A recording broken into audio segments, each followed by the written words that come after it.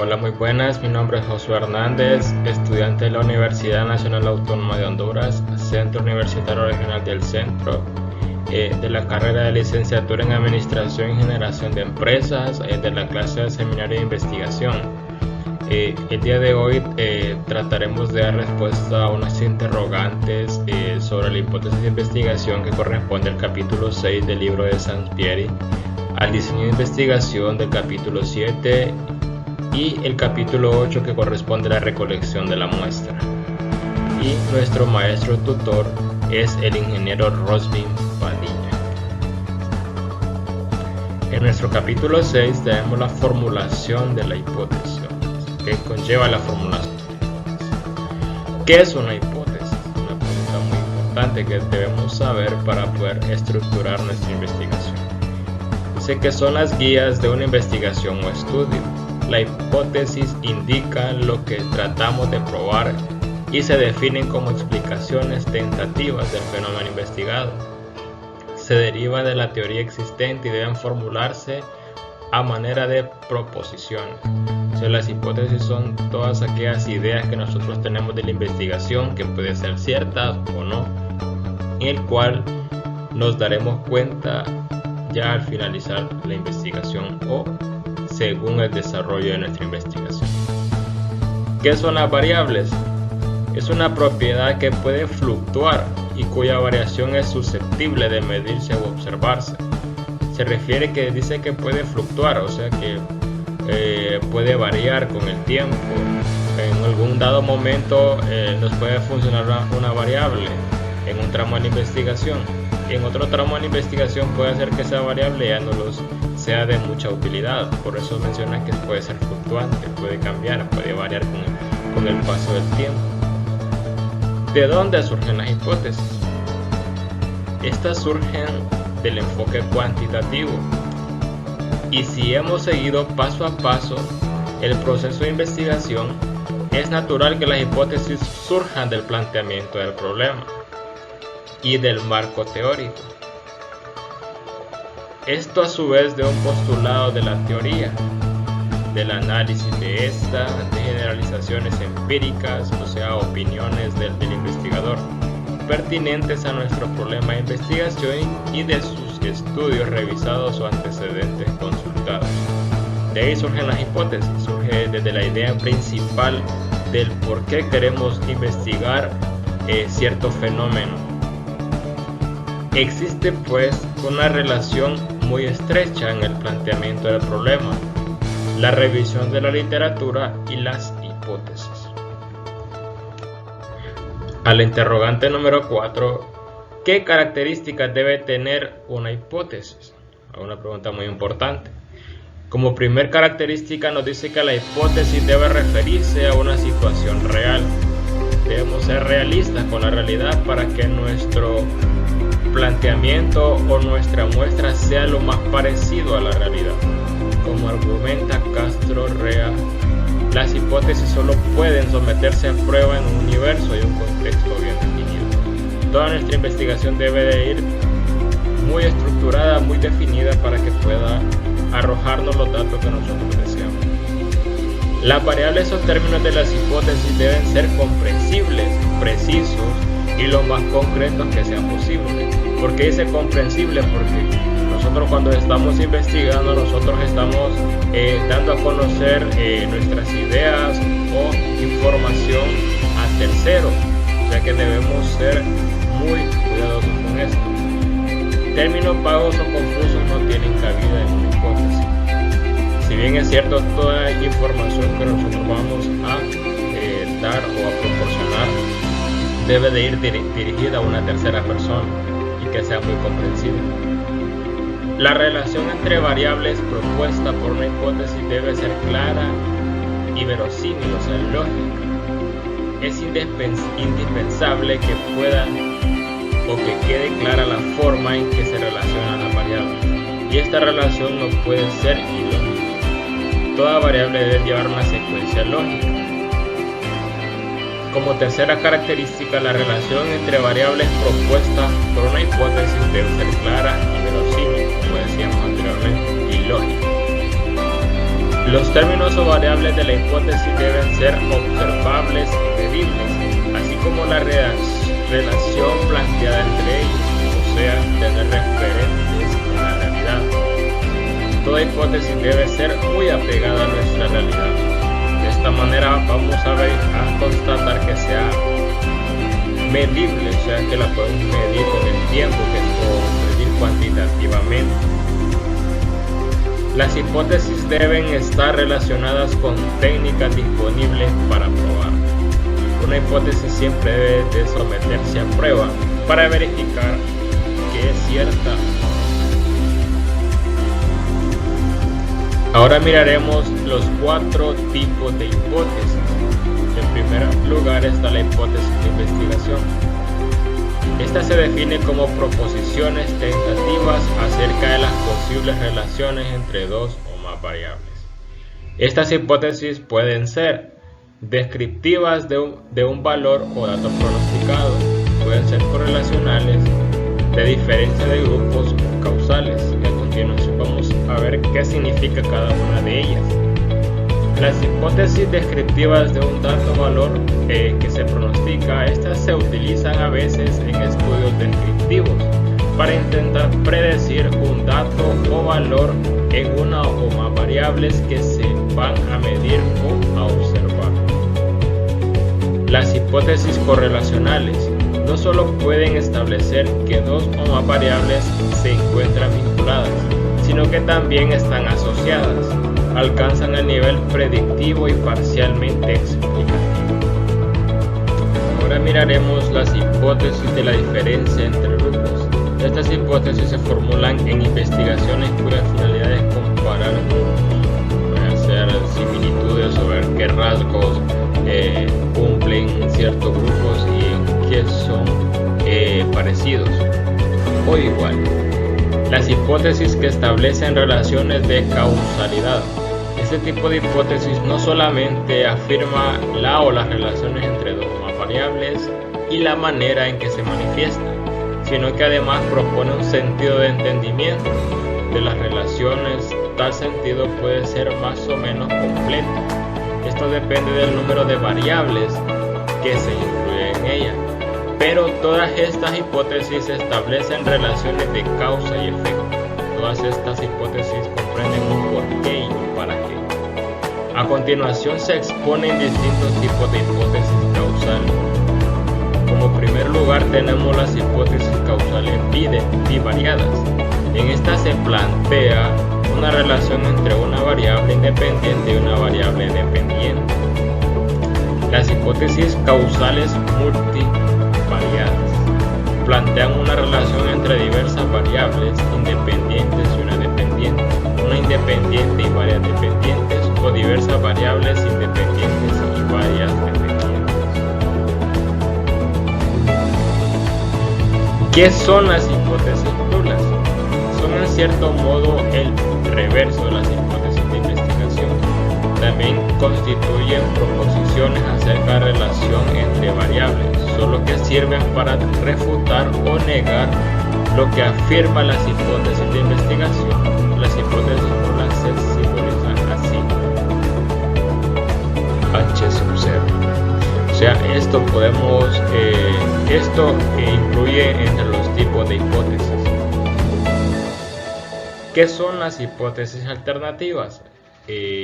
Estas, como su nombre lo indican, son posibilidades alternas de la hipótesis de investigación y nula.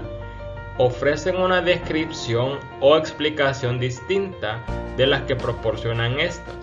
Las hipótesis alternativas se simbolizan como una HA y solo pueden formularse cuando efectivamente hay otras posibilidades, además de las hipótesis de investigación y nula. ¿Qué son las hipótesis estadísticas? Las hipótesis estadísticas es la suposición que se realiza acerca de las características de una población. Es utilizada para verificarla o rechazarla tras realizar el estudio estadístico pertinente. Las hipótesis estadísticas se clasifican de la siguiente forma. Tenemos las hipótesis estadísticas de estimación.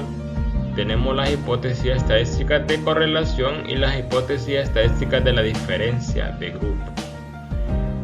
Son propias de estudios cuantitativos. Estas hipótesis estadísticas son propias de este planteamiento de hipótesis. Ahora observamos la pregunta número 6. ¿Qué es la prueba de hipótesis y cuál es la utilidad de las hipótesis? Dice que las hipótesis se someten a prueba o escrutinio empírico para determinar si son apoyadas o refutadas de acuerdo con lo que el investigador observa. Las hipótesis son eso, más que todo son proposiciones a dar soluciones a un conflicto o fenómeno de estudio. De hecho, para esto se formulan en la tradición deductiva. Ahora bien, en realidad no podemos probar que una hipótesis sea verdadera o falsa, sino argumentar que fue apoyada o no de acuerdo con ciertos datos obtenidos en una investigación particular. Para aceptar una hipótesis, cuando decimos que aceptamos una hipótesis, es porque hemos recopilado la información suficiente que sustente nuestra hipótesis, y es por ello que concluimos que nuestra información, nuestra hipótesis fue correcta. Mientras que si no podemos obtener o no podemos recabar la suficiente información que sustente nuestra hipótesis, eso nos da a entender que esta hipótesis no es aceptada porque no es apoyada por una información base. La utilidad. En primer lugar, son las guías de una investigación en el enfoque cuantitativo. Formularlas nos ayuda a saber lo que tratamos de buscar, de probar, y proporcionan orden y lógica al estudio. Tienen una función descriptiva y explicativa según sea el caso. La tercera función es probar teorías. Cuando varias hipótesis de una teoría reciben evidencia positiva, la teoría va haciéndose más sólida. Como mencionábamos primeramente, que la información que nos ayude a validar la hipótesis, así es como se irá solidificando nuestra investigación. Y una cuarta función consiste en sugerir teorías. Diversas teorías o diversas hipótesis no están asociadas a ninguna teoría. En nuestra interrogante número 7, ¿en qué consiste la definición conceptual y la definición operativa de una hipótesis? Una definición conceptual trata a la variable por otros términos. Se trata de definiciones de diccionarios o de libros especializados, y cuando describen la esencia o las características de una variable, objeto o fenómeno, se les denomina definiciones reales. Estas últimas constituyen la adecuación de la definición conceptual a las necesidades prácticas del investigador. Estas definiciones son necesarias pero insuficientes para definir las variables de la investigación que estamos realizando, porque no nos vinculan directamente con la realidad o con el fenómeno, contexto, expresión, como comunidad o situación. Por ello es que anteriormente, al inicio, mencionábamos que nuestras hipótesis deben de ir de manera muy contundente, pegadas a la realidad, porque debe de ser lo mayor representativo posible a la población que se está investigando. Una definición operacional constituye el conjunto de procedimientos que describe las actividades que un observador debe realizar para recibir las impresiones sensoriales, las cuales indican la existencia de un concepto teórico en mayor o menor grado. En otras palabras, especifica qué actividades u operaciones deben realizarse para medir una variable e interpretar los datos obtenidos.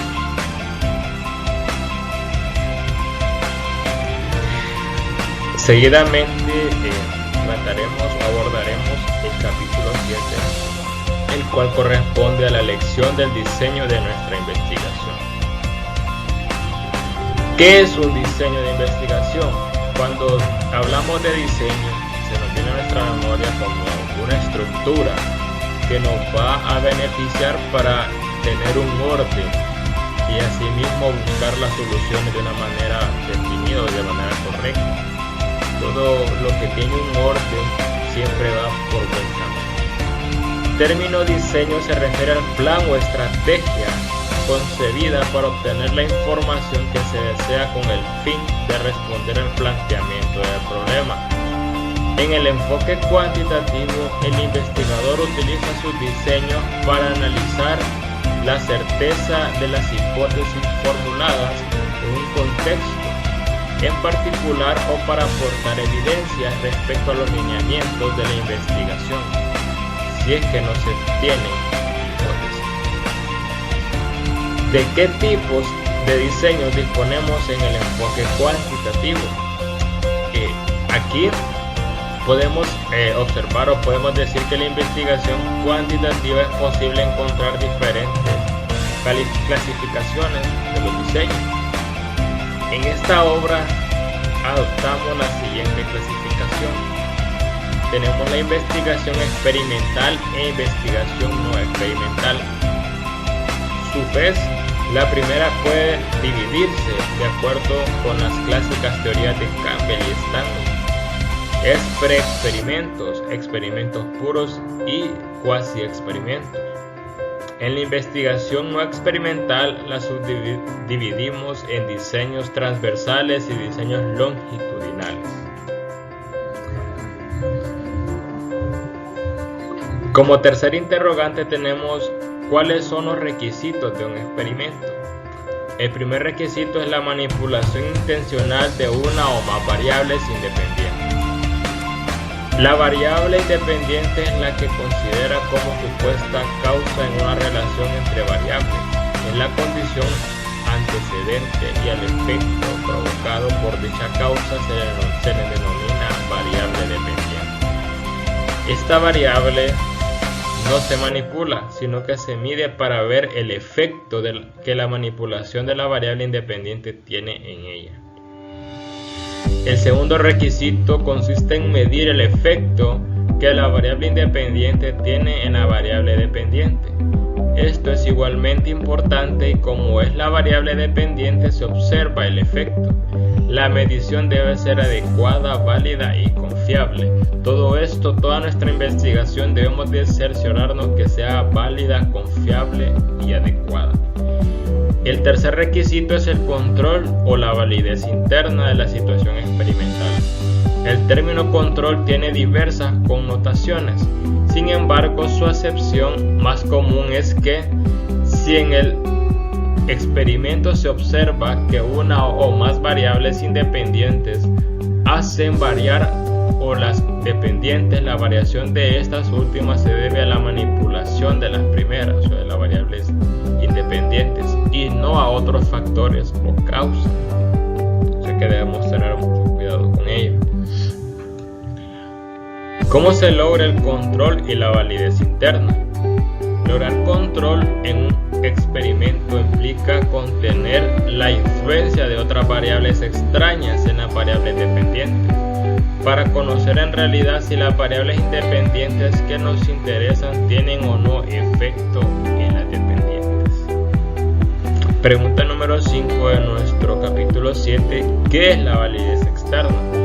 Es la posibilidad de generalizar los resultados de un experimento a situaciones no experimentales, así como a otras personas, casos y poblaciones. La validez externa se refiere a qué tan generalizables son los resultados de un experimento a situaciones no experimentales, así como a otros participantes o poblaciones. ¿En qué consisten los diseños no experimentales? Estos podrían definirse como la investigación que se realiza sin manipular deliberadamente las variables. Es decir, se trata de estudios en los que no hacemos variar en forma intencional las variables independientes para ver su efecto sobre las variables. Lo que hacemos en la investigación no experimental es observar fenómenos tal como se dan en su contexto natural para analizar En nuestra pregunta 7 nos encontramos en qué consiste la investigación transaccional o transversal. Los diseños de investigación transaccional o transversal recolectan datos en un solo momento, en un tiempo único. Su propósito es describir variables y analizar su incidencia e interrelación en un momento dado. Es como tomar una fotografía de algo que sucede. En la fotografía podemos encontrar muchas cosas. Quizás tengamos una perspectiva o tengamos un objeto en la mira, pero debido a su alto rango de cubrimiento o alto rango de cobertura de la fotografía, vamos a poder observar otras cosas. A esto se refiere la transaccional o transversal. ¿Qué otros apartados, aparte del enfoque que ya tenemos, va a beneficiar nuestra investigación? En nuestra pregunta 8, ¿en qué consiste la investigación longitudinal o evolutiva? Estudios que recaban datos en diferentes puntos del tiempo para realizar inferencias acerca de la evolución del problema de investigación o fenómeno, sus causas y efectos, algo que va en crecimiento paulatinamente. Esta es la evolución longitudinal o evolutiva. A continuación tenemos nuestro capítulo 8, que es la selección de la muestra, la parte crucial para nuestra investigación, donde vamos a poder dar respuesta o no a las hipótesis que hemos analizado. ¿Cómo se delimita una población? Una pregunta muy importante. Una vez que se ha definido cuál será la unidad de muestra o análisis, se procede a delimitar la población que va a ser estudiada y sobre la cual se pretende generalizar los resultados. Así, una población es el conjunto de todos los casos que concuerdan con una serie de especificaciones. ¿Cómo se selecciona la muestra? La muestra es esencia, un subgrupo de la población. Digamos que es un subconjunto de elementos que pertenecen a ese conjunto definido en sus características, al que llamamos población. Sabemos que población es un todo, mientras que la muestra es solo un segmento de ese universo. Con frecuencia leemos y escuchamos hablar de muestra representativa, muestra al azar o muestra aleatoria, como si en los simples términos se pudiera dar más seriedad a los resultados. Esto en realidad pocas veces es posible medir a toda población, por lo que obtenemos o seleccionamos una muestra. Desde luego, se pretende que este subconjunto sea un reflejo fiel del conjunto de la población. ¿Cómo se selecciona una muestra probabilística? Todos los elementos de la población tienen la misma posibilidad de ser escogidas para la muestra y se obtiene definiendo las características de la población y el tamaño de la muestra. Todo esto dependerá de nuestra población, que sea una finita o infinita. Una población finita puede ser los alumnos de una institución universitaria, ya sean los colaboradores de una empresa o de una área en específico, mientras que una población infinita puede ser saber cuál es la muestra de todas las estrellas que hay en el cielo, de la arena del mar, o de una cantidad innumerable de mosquitos o zancudos. Por medio de una selección aleatoria o mecánica, ya que las unidades son más transparentes. ¿En qué consiste la muestra probabilística estratificada? Muestreo en que la población se divide en segmentos y se selecciona una muestra para cada segmento. O sea, por estratos, o sea, vamos a segmentar nuestra muestra, vamos a agruparlos en subgrupos y cada uno de ellos va a significar nuestra muestra. según sea nuestro tipo de enfoque o nuestro tipo de investigación. Y nuestra pregunta número 5, ¿cómo se lleva a cabo el procedimiento de selección de la muestra? Señalamos que los tipos de muestra dependen de dos características: el tamaño de la muestra y el procedimiento de selección. De lo primero ya hemos hablado, que es el tamaño de la muestra. Ahora nos ocuparemos del procedimiento de la selección. Se determina el tamaño de la muestra, o sea, n. Vamos a diferenciar con n minúscula, ya que cuando hablamos de población hacemos referencia a la n mayúscula, que es nuestro universo, mientras que la n minúscula es nuestra muestra. Pero, ¿cómo seleccionar los elementos muestrales, ya sean casos o racimos? Las unidades de análisis o los elementos muestrales se eligen siempre aleatoriamente para asegurarnos de que cada elemento tenga la misma probabilidad de ser elegido. O sea, todas las muestras tienen la misma probabilidad de que podamos utilizarlas. Entre los mecanismos para poder extraer nuestras muestras tenemos como primer lugar, en primera instancia, la tómbola. Muy simple pero muy rápida. Consiste en enumerar todos los elementos muestrales de la población del 1 al número n, o sea, el número de nuestra población. Después se hacen fichas o papeles, uno por cada elemento. Se revuelven en una caja o ya sea en un recipiente y se van sacando en n números de fichas, según el tamaño de la muestra. Los números elegidos al azar conformarán la muestra. En números aleatorios, random numbers. Este es el procedimiento que se encuentra en el Centro de Recursos en Línea. Cálculo de la muestra. También contamos con la metodología STATS. Este es una excelente alternativa, ya que es un software que nos permite extraer las muestras.